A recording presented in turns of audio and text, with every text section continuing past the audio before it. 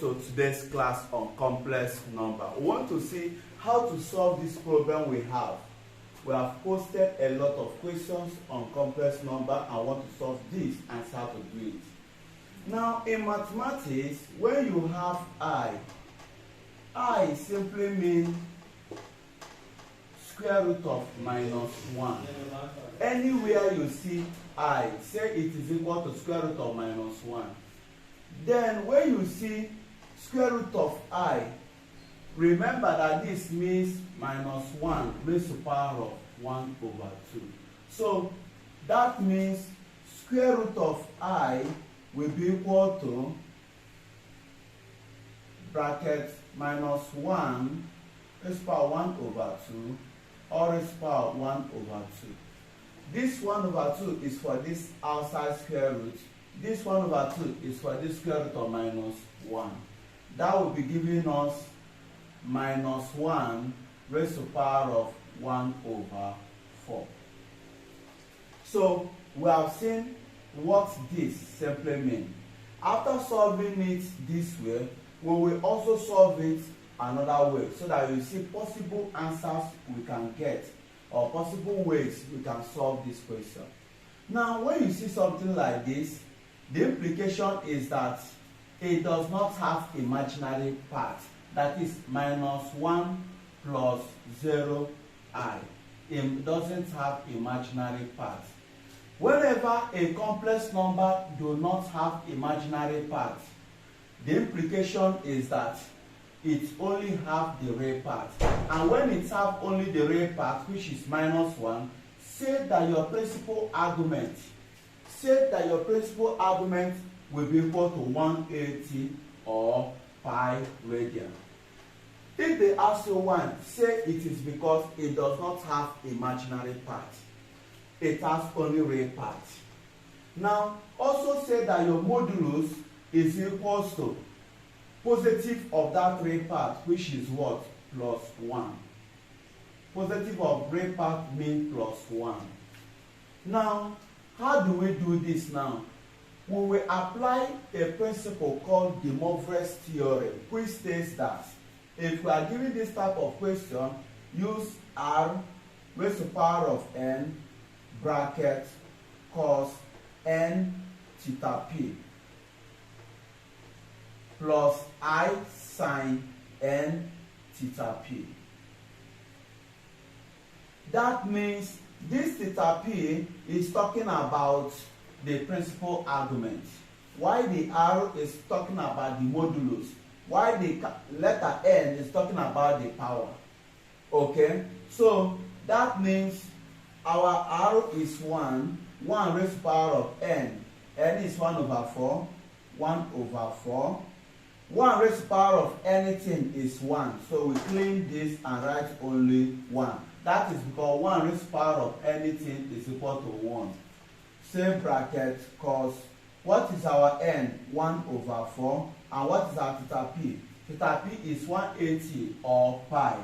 So I can write 180 here. Then plus I sine, what is my n? 1 over 4. Theta p is 180. 4 divided 180 is 45. 4 divided 180 is 45. Cos 45 is root 2 over 2 plus I sine 45 is what? Root 2 over 2. This is the answer to this question. Or factorize. You factorize root 2 over 2 bracket 1 plus what? I. You can have it this way. You can have it this way. This is the answer to this question.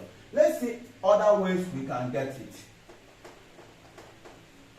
Another way you can get or you can solve this question is by saying this square root of I simply means square root of I equals to I raised to the power of 1 over 2. Now, this is a complex number where it is in this form. It is the same like this. That is, it's the same with this. That is, it does not have the real part. In this case, it doesn't have the real part. And when a complex number do not have real part, but the I part is positive, if it doesn't have the real part and the I part is positive, say that principal argument will be equal to plus pi over 2.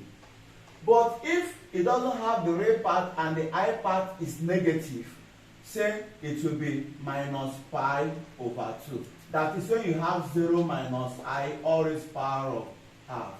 Say that this will be the principal argument, but at this case it's plus. Say it is plus pi over 2. It's constant. That means when I have a complex number like 3i, that is, it's something as 0 plus 3i.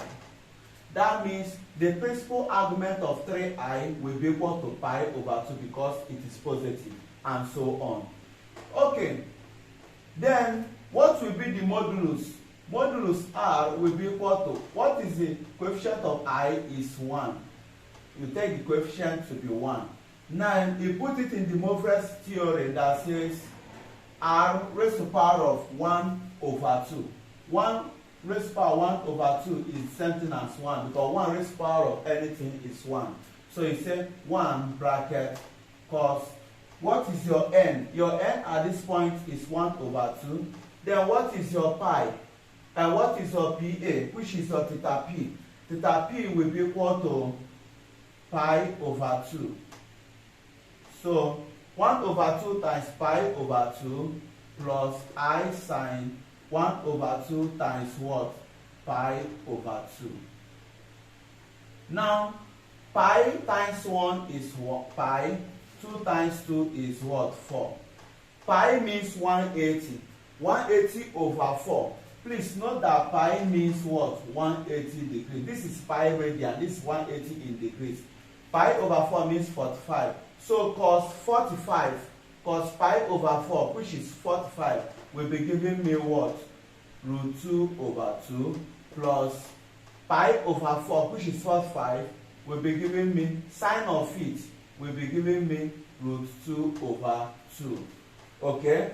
Now factorizing, I will have root 2 over 2 bracket 1 plus what? I. This is another method.